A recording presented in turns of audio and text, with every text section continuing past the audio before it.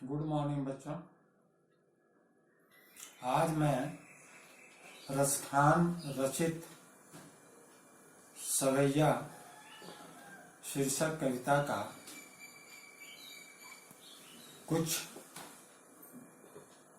बातें आपके सामने रखूंगा। वैसे आप जानिए कि रसखान कौन है और रसखान का पूरा नाम क्या था, इनकी साहित्यिक विशेषताएं क्या क्या थी। तो हिंदी साहित्य के कृष्ण भक्त कवि रसखान का पूरा नाम सैयद इब्राहिम बताया जाता है, जैसा कि इतिहासकारों का मानना है। रसखान की साहित्यिक विशेषताएं पर यदि हम ध्यान दें तो हम पाते हैं कि उनकी काव्य का रचना का मूल विषय कृष्ण भक्ति है। कृष्ण से संबंधित प्रत्येक वस्तु पर वे मुग्ध हैं। कृष्ण का रूप सौंदर्य, वेशभूषा, मुरली और बाल क्रीड़ाएं उनकी अभिव्यक्ति का मूल आधार है। इसी आधार पर वो कृष्ण की भक्ति करते हैं। उन्हें कृष्ण की जन्मभूमि, ब्रज का यमुना तट और वहां के वन वहां के बाग बगीचे, पशु पक्षी, पर्वत, नदी, तालाब इत्यादि से अनन्य प्रेम है, अगाध प्रेम है। बच्चों, वे उसी व्यक्ति का जीवन सफल मानते हैं जो कृष्ण भक्ति में लीन रहता है, जो कृष्ण के प्रति अनन्य भाव रखता है, असीम प्रेम रखता है। कृष्ण के सिवाय उन्हें इस जगत में कुछ भी श्रेष्ठ नहीं है। उनका प्रेम अत्यंत पवित्र है, पावन है, निश्चल है और निवेदन प्रधान है। बच्चों, ये हुई कवि रसखान की साहित्यिक विशेषता। वैसे प्रथम सवैये की बात मैं यदि करूं तो सबसे पहले ये जानिए कि सवैया है क्या। यह एक छंद है। आपने व्याकरण शास्त्र में रस का अध्ययन करेंगे अगली 10वीं कक्षा में। आपने अलंकार का भी अध्ययन किया, तो छंद का भी अध्ययन प्रायः कॉलेजों में किया जाता है या करवाया जाता है। वैसे सवैया छंद के विषय में यदि मैं आपको बतलाऊं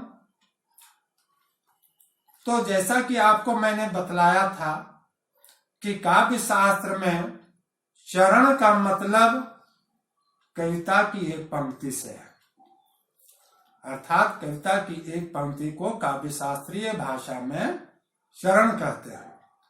प्रत्येक चरण में 22 से लेकर 26 तक वर्ण होते हैं, यही इसकी पहचान है। आप यदि इसकी गिनती करेंगे तो 26 से लेकर करके 24 से लेकर करके 26 तक इनके अंतर्गत वर्ण आते हैं। प्रथम अनुच्छेद में कवि ये दर्शाया है कि यदि मैं अगले जन्म में मनुष्य बनूं तो गोकुल गांव के ग्वालों के बीच में ही रहूं। यदि मैं पशु बन जाऊं तो चाहता हूं कि गाय बनकर रोज प्रत्येक दिन नंद बाबा के गायों के बीच विचरण करूं।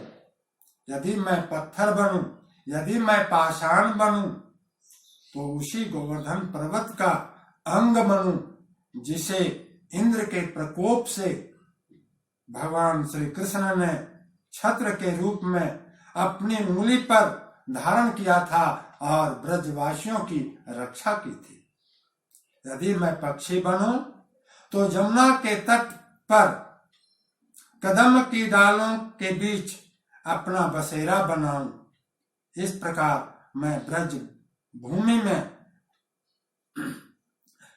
हमेशा हमेशा के लिए नाता बनाए रखना चाहता हूं, संबंध बनाए रखना चाहता हूं। बच्चों, इस अनुच्छेद में आपने भारतीय दर्शन शास्त्र के अनुसार यदि चलें, भारतीय संस्कृति के अनुसार यदि हम इस पर ध्यान दें, तो आपको पता चलेगा, आपको भी अनुभूति होगी कि यहाँ पर पुनर्जन्म की बातें स्पष्ट की गई हैं। यदि पुनर्जन्म नहीं होता तो इन बातों की अभिव्यक्ति संभवतः रसखान नहीं देते। निष्कर्ष रूप में हम आपको फिर से दोहरा दें कि कवि ने किन किन बातों पर ध्यान दिया है। तो रसखान अगले जन्म में ब्रज भूमि के गोकुल गांव में रहना चाहते हैं। पशु बनकर ब्रज भूमि में नंद की गायों के बीच रहना चाहते हैं। रसखान गोवर्धन पर्वत का पत्थर बनकर के वहां पर निवास करना चाहते हैं। रसखान चाहते हैं कि अगले जन्म में पक्षी बने, यमुना के तट पर खड़े जितने भी कदम के पेड़ हैं उस पर मैं विचरण करूं। रसखान चाहते हैं कि वे अगले जन्म में ग्वाल बने और कृष्ण के बाल सखा बने। ये कृष्ण के अनन्य प्रेम भक्ति की पहचान है। इस अनुच्छेद में बच्चों हम इतना ही अपनी तरफ से कह सकते हैं। वैसे रसखान की जो अभिव्यक्ति थी वह मैंने आपके सामने प्रस्तुत किया। अगली कक्षा में रसखान के सवैये से द्वितीय अनुच्छेद के साथ मैं प्रस्तुत रहूंगा। धन्यवाद।